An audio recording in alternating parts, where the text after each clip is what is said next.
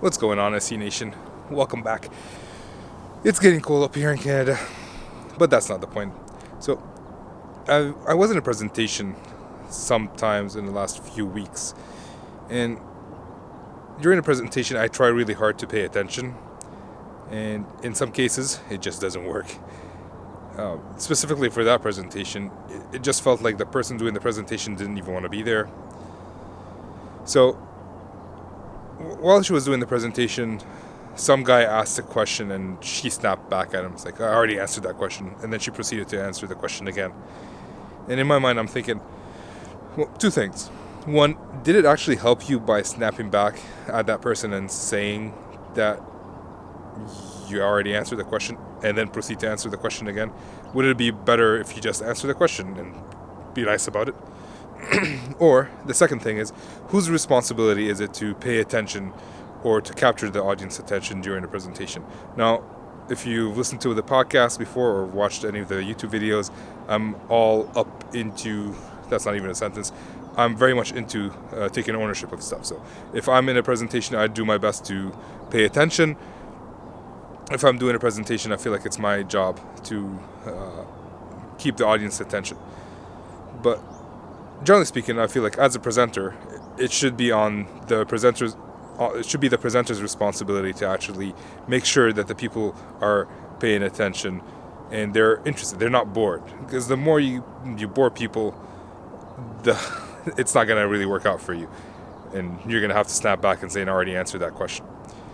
So, how do you keep people's attention? Well, the first thing that I noticed that for those people who are not enjoying what they're doing, it's very hard to keep other people's attention. So the first thing you should do is really, let's see if we can do this, enjoy yourself.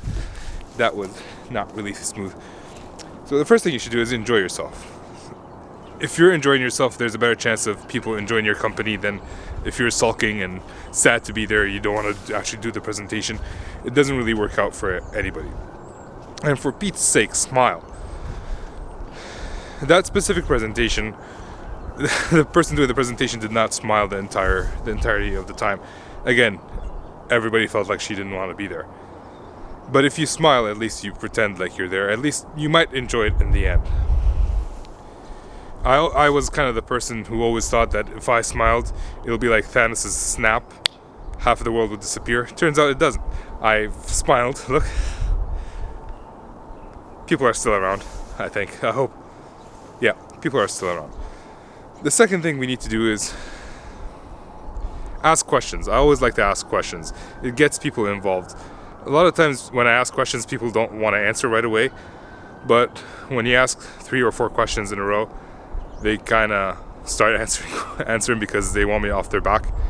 And you can always start calling out people by name respectfully. Don't put them on the spot. Make it an easy question. I like to make jokes in a presentation. For example, I just went down a slide as a joke. I'm pretty sure it wasn't funny, but I made it anyways. And broke the ice, hopefully. So, I do a lot of jokes in a presentation. A lot of times they just fall flat. Nobody laughs. But it breaks the ice, makes me more human. And as the session goes on, I feel like people are less inclined to be, or they're more open to jokes or to participate. They know that the person they're talking to is not an automaton. Again, even if the jokes aren't funny. You can practice. I'm doing these daily YouTube videos for a selfish reason. Like, obviously, I'm going to provide some good content. Hopefully you guys agree. If you do, leave a like, share, subscribe, and all that. But I'm also doing it to practice. I'm practicing smiling, I'm practicing talking. And I'm getting feedback from people that I care about. Even if you guys have feedback for me, if you think I should be doing things differently. For example, the last feedback I got is someone enjoyed the background. So here we are, outside again, and it's cold. It's getting cold. So I do it to practice. So record yourself or stand in front of a mirror and practice smiling, practice talking, and maybe you'll enjoy it in the end. Presentations can be fun. I enjoy doing presentations because I end up having a lot of fun time with the people that I'm working with. You can do games. in a presentation that I was in, they kind of encouraged us. So I was new in the presentation, I was just attending. They encouraged us. There was a reward at the end, and the more people who ask questions, they get their name in the draw more times. So guess what? I asked a lot of questions. I won a t-shirt, but it was too small, so now I have to lose weight. See? Jokes that don't work. And I then used that same tactic in one of my presentations, and it turned out to be a very successful presentation as well. There are a lot of things. If you want to learn more about how to do presentations, there are so many resources and books out there. There's a website called Presentation Zen. There is a book by Dale Carnegie called Stand Up and Deliver. I haven't read it. It's on my list of to reads, but I've heard very good things about it. I have read Dale Carnegie's other book, which is How to Win Friends and Influence People, which is where I came up with the process of asking questions during my presentation. Because if my presentation is not interesting to people, they're not interested in me and the presentation. Doesn't matter how many bad jokes I do in a session.